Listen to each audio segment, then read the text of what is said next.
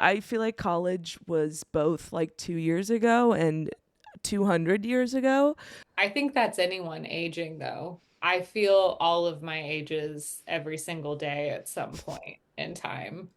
And I feel ages that I haven't been yet. What, we met in intro screenwriting class? Is that where we met at Because we UMKC? never took an actual production class together. We were never able to actually collaborate That's for a right. grade. I mean, I think we helped each other out. Yeah, we met in the screenwriting class. Coincidentally, I think I barely passed. You were one of the few people I cared to like know your notes. I didn't realize how much of a skill that was because that just like came naturally. And so I was, I don't know, I was thoroughly surprised at like people's interest in my like writing style. What did you write in that class? I think I wrote like a first act of a movie, which is literally was copy pasted for my life. It was about being engaged to that Jordanian boy for like That's five days.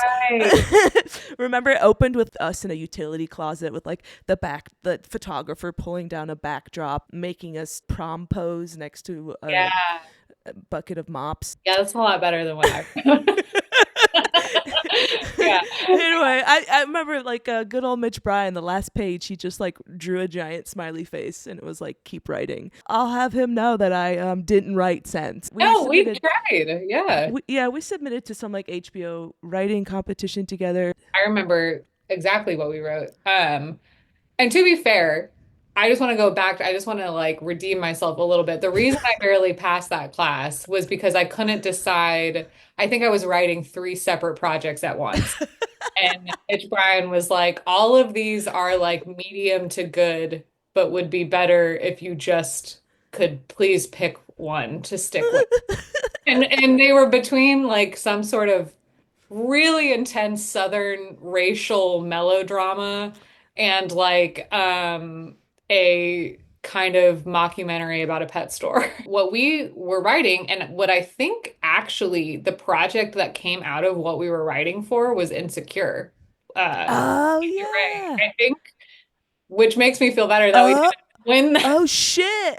Oh. That was that exact same timeline, and I'm pretty sure that was how they discovered her. So what we wrote about was if I think it was our fantasy dream world of if I had actually moved to New York with you Mm-hmm. and we were living together as roommates and I or we it was a Palestinian woman and a white woman. The white woman was kind of constantly missing the mark and That's right.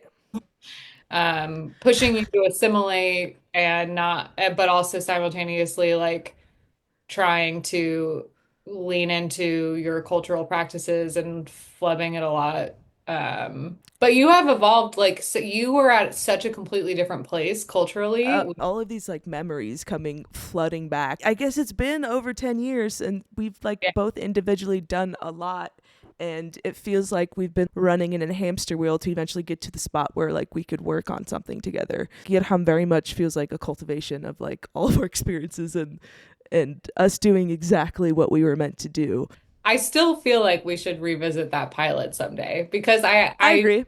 I remember it being pretty good. Yesterday I was actually thinking about like my dream, one of my dream project scenarios, and it would be to do like a like a Sex in the City slash Girls, but it'd be like different flavors of like Middle Eastern or like just like Muslim girls, and Yeah. just to show the range. And then the whole trick to doing that correctly is like the writer's room needs to be like a woman of that background. Like you can't just hire like two ethnic people to like write the whole show on behalf of like such a spectrum. As a Middle Eastern person, we like fight so much for representation, but then like when somebody finally comes out with a show, we're like, oh wait a minute, not like that, you can only cover so much.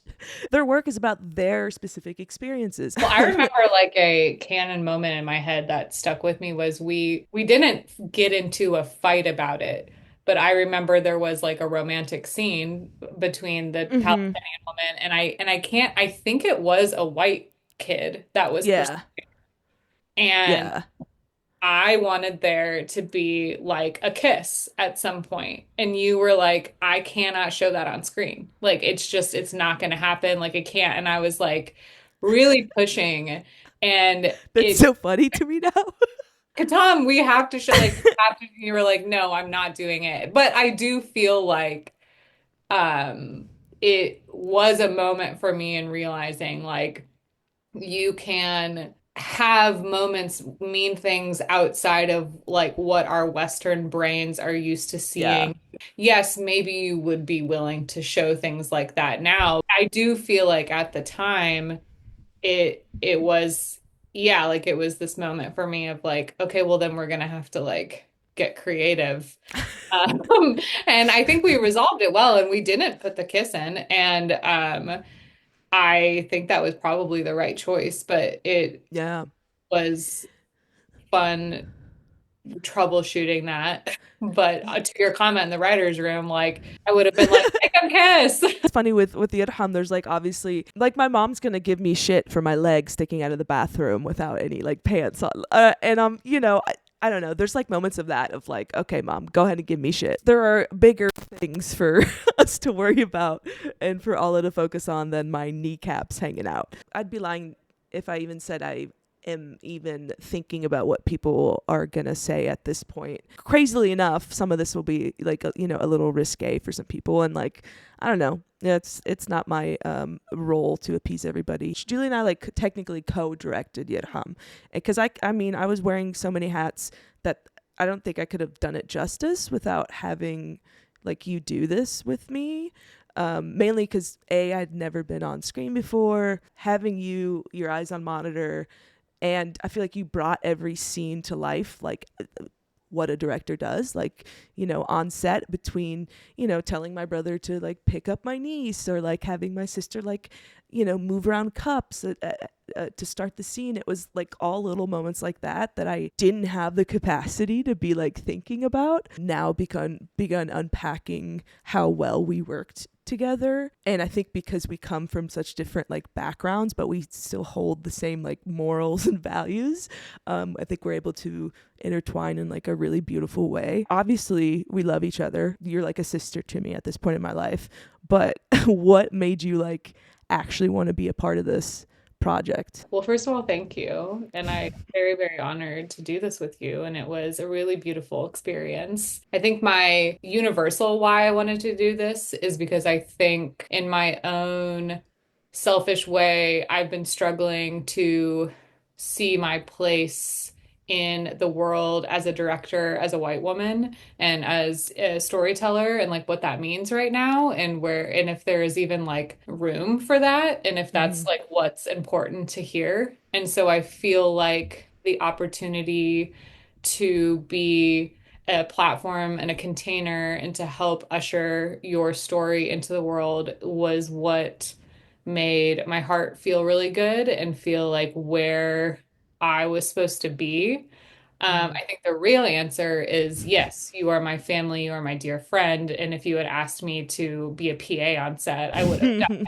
I was directing in the sense where I felt a deep, deep responsibility for letting you also process grief as we went through this. And there were like a lot of moments where I wanted to cry and I wanted to hug you and I wanted to feel all these things, but I knew that if I started to do that, then there was no container and there was no Mm-hmm.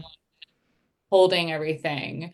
And so I think more than anything, that is what I felt like my job was like, okay, well, I have to just keep the train moving. And Mm-hmm. I have to let Katam feel and be in whatever space. And then, yeah, you like if you're processing grief, if you're trying to remember lines, if you are literally acting out with your family, um, there are things, you know, and that's also where Chris, our DP, was exceptional too, was him and I think, just really keeping this, you know, all compact and safe in a space that you could move around in and feel held. Oh, it was a crazy challenge. I also obviously don't speak Arabic, and so there were like really great moments where you guys would do these entire scenes in Arabic and you would look at me and go, "Okay, what do you think?" I was Well, it looked great. Here's the thing, is sometimes it's just like you don't need to know what we're saying. How did that make you Exactly. And feel? You I know? I felt it and it was, and then now it's such a kind of trippy experience because I have Mm. the whole thing memorized and so I'll be watching it and I'm like, do I speak Arabic? Because I don't know what they're saying. Shout outs to Sada Johari, our AD and my childhood Yes. friend. She All does right. speak Arabic, so it was nice to be like, Sada, did that make sense? Here's the thing. It's my like broken Arabic is a part of me. It's supposed to be cute. Okay. And so like you can't roast me for my Arabic in this. It's very endearing. Okay. That's my one of a few disclaimers. There's a scene with me and my mom, she's cross stitching and I'm like looking at my phone and we're chatting and it's just like one long beautiful tracking shot, pretty much improvised. I think we did like 3 takes, but I knew I couldn't give my mom extended lines to say. The moments we captured would have to be as real life as we could get them. Shockingly, my family did so well with like being on camera plus all the lights and like the hoopla. I knew that they'd like show up for the occasion, but I'm truly still like astonished at how great they all were. They were incredible. That was pretty mind-blowing. In my everyday job, I do a lot of documentary work and work quite often with people who are not actors. And so I was kind of in that headspace. But honestly, pretty much day one of filming was like, oh, I think I can pivot into Mm. actual direct. But both my parents are actors, and so I spent a lot of time with actors. But it was really crazy to kind of realize that all of a sudden I was like actually like giving them true directorial notes, was able actually to communicate in that language with them, which I wasn't expecting to be able to. There was a few times where we kind of had to just Mm-hmm. rely on non-actor motivations and give them blocking that would make sense to, someone who isn't an actor, but Mm-hmm. especially with your sister. Yeah, what the Meryl Streep is going I on ju- around I here? really was giving her like true notes and Mm-hmm. she was absorbing them and taking them and it was like pretty astounding to watch that unravel. Yeah. My whole family is funny, but my sister, she can imitate people very well. I knew she had an inner thespian in her. It's like almost innate in her to be able to like recreate emotions, which is exactly what the fuck acting is, allegedly. Sarah Green was really integral in me being able to tap into like the various head spaces that I needed to be in for each scene. Because while, each scene is technically a recreation of an event, um, it's still something we have to recreate and make feel organic. And that took a lot of like sitting down with each scene and really thinking about like what's the feeling here. She's a trained actor, and so she was very much kind of like my little like pre-production acting coach of helping me set the foundation to like be able to be on screen and it being endearing. But I'm really prepared and I give Sarah a lot of credit for that for sure. What were some of your favorite scenes to direct? The attic scene for sure, because I specifically remember we did the first couple takes and I looked at your sister and I was like, you know, I know you're holding back because you don't want to cry. But that's okay, and I'll reset us. I could tell that she was thinking, oh, I'm gonna have to do this a bunch. Mm-hmm. So I don't want to like let it go right away. It took me a second to notice that that's what's happening. And the second I gave her that note, she just gave us this fucking incredible take. And I was like, shit. And Yeah, yeah. that's what you guys will see in the film, I think, was that take. And it was just so, it was like selfishly a nice moment for me that I Mm-hmm. caught what was happening and said the right thing to her. And it Absolutely. was beautiful for her that she felt safe enough and okay enough then to like be vulnerable and give us that take. And I think Totally. a beautiful moment in the film. Siham is probably her and my brother Neil, who's also in the film. They're like the two most empathetic of us siblings. And like my sister, like, she truly feels things. Shout out to her. She literally flew in like 2 days before we were filming. And Yeah. I didn't like give her the script beforehand, so she didn't even know like the contents of it, to be honest. Like she arrived in Kansas City and I was like at the Airbnb and she sent me a photo of her crying and I was like, "Oh, you read the script?" And she was like, "No, I just like read this," and it was literally the shooting schedule. She just like read the titles of the shooting schedule and was, bawling. So then right on the spot I had her read the script. I remember I was like chain smoking and pacing on the front deck as she was reading it, and hearing her little cute little sniffles. First of all, this film wouldn't have worked as well with somebody. I mean, I did have some like plan Bs in action, but everything that was meant to happen happened, and I'm so happy that she was able to make it for this because I think it really made the film 100%. I agree. Yeah. Yeah. I will say this, and I don't know if this is just like a personality trait of mine or trauma response, but there were, for all of the people listening, quite a few phone calls from that of me. I don't know, like I just had this, I remember this moment I was in the grocery store and Khitam was like, "Yeah, I don't know, well, like half my family like isn't speaking to each other. Really don't know. I don't know how this is gonna go. Like they don't have the script yet." There were not a lot of those phone calls, but there were a few. And I think number one, being in this industry, there is a cool killing calm that just settles over your body as Yes. like I start to hear things like that. I don't feel like I'm that person that's like, I see it as a Mm-hmm. challenge. Like it doesn't like get me going. I loved the story and I loved the script and I love you. And so Mm. I think there was this feeling constantly of I will make it work. And I had such faith in Chris and in you Mm-hmm. and in myself and in the crew that we put together. Like it was just like shout out to our Kansas City family. Like For real, for real. seeing those names on the call sheet and knowing that those people were going to show up every day and like having such beautiful, intimate relationships for years with the majority of them, it kind of does make you feel like anything is possible. And so I just kept being like, we can't make something bad with these people. No way. Like the experience, like alone, will be beautiful. I knew it would look beautiful because of Chris. I Mm-hmm. knew that it would feel beautiful because of the essence of the story, you know. Sure. And then at that point in my head, everything was just extra. But I think Yeah. we lucked out and got all the extra. Yeah, no, I definitely had like a full on panic attack, a little bit of a mentee B 3 days before we were filming. Money's getting thrown around and like really started to feel real. I'm getting like a process trailer. I like Virgoed my way out of my little breakdown. Okay, you literally wrote the script in a way where none of your family members are actually interacting. Yeah. Except So it's Except Nail and see him, right?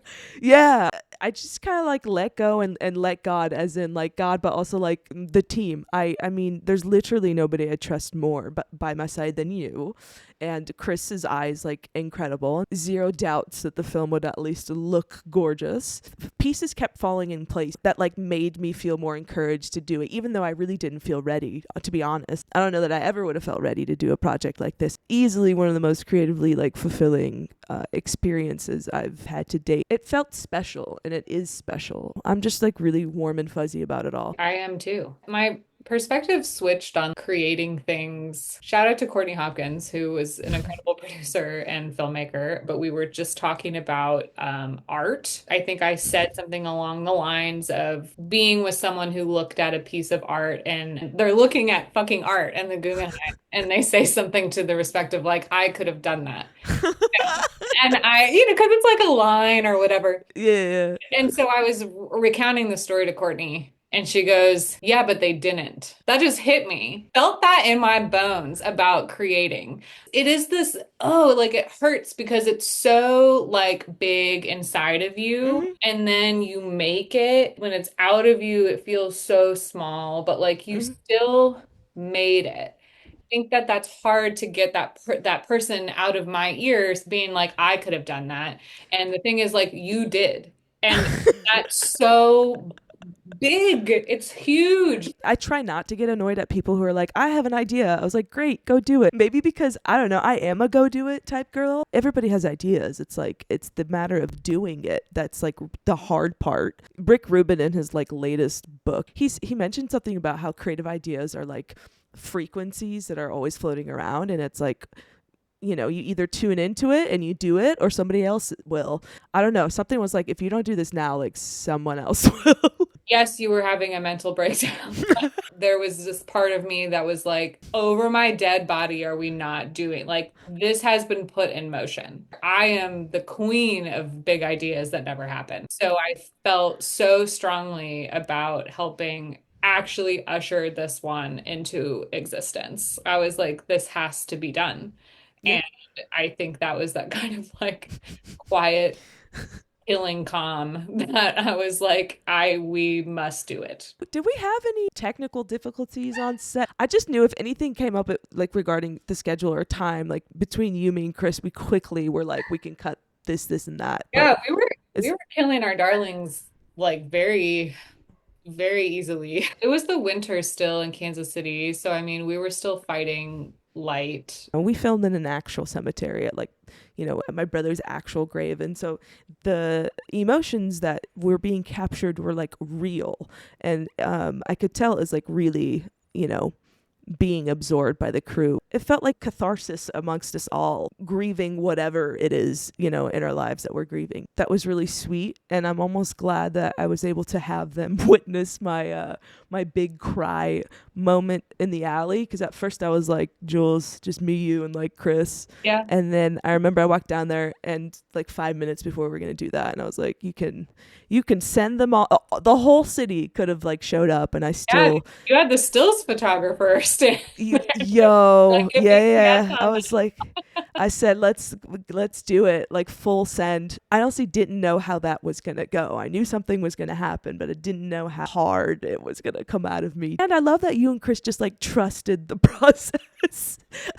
How was that whole like day, and like what were your expectations going in? Again, I mean, I can't speak for Chris. I know for me, I knew my whole job was to keep it together and be a container. And so, because I knew I was going to have to ask you to do it again. I think people have different techniques, and obviously, when they're directing, when I'm mainly directing, I'm interviewing people. Like I do quite a few more interviews than I do directing. Mm-hmm. And I feel really strongly about not stealing people's grief or moments when they're feeling something and I'm sitting there. And I feel like it immediately makes them worried about how I'm feeling. And so Mm-hmm. I actually intentionally didn't want you to see emotion on my face. I mean, I know that you probably would have been like, oh, that's nice. We're all crying together. But it was really important for me to just kind of be this like, You were the rock, like, canvas, yeah, for you. yeah. And I didn't want to be crying. I didn't want to give you a big hug. Like, that's all I was thinking about going into that scene at the Elms because I knew I was going to have to ask you to do it again. And the fact, I mean, I think we Yeah, did like 3 or 4 takes, and you cried every time. Yeah, that was hard. Like, I think I cried when I got home. It was really important for me. That was just my whole mindset going in was like, you need to keep it together and you need hmm to be the director and also make your day. but you couldn't have played that, being in that position, better, to be honest. Like, I so thank you for all the energy you brought to every minute. It was one of the most beautiful experiences of my life. I feel like exceptionally honored, and I'm sure there were a million things that I could have done better. I still feel very, very green in the role of this director in Same, yeah. traditional sense. Yeah, and I feel like that was a perfect kind of way to have it be with you and very full circle. And I think that goes 100%. back to feeling like college was yesterday and today and feeling all of those ages, like being with you in those two positions. Can we do this? Yeah, Like yeah. we're 17, like we're 20, like I don't know, this feels crazy. our level of trust for each other very much naturally was built into our friendship. I've been like reminiscing on us as friends, and it's like we don't talk all the time, and we actually haven't like hung out a shit ton. Every time we do, it's like real shit. I just am so thankful for this like weird creative connection that we have to each other that I hope I look forward to exploiting for a while. Oh, yeah. I think we see the world really similarly. I have a lot of really, really dear friends, but I think it's few where I know when you and I walk into a room together, I really believe that we're seeing in kind of the exact same way. I think that is just kind of where that instantaneous trust comes in, and that the connection of we are deeply cynical, but also bleeding hearts. We are insufferable and dramatic and but also goofy. We just saw that immediately in each other, and I think that's why the creativity flows so well. I couldn't agree anymore.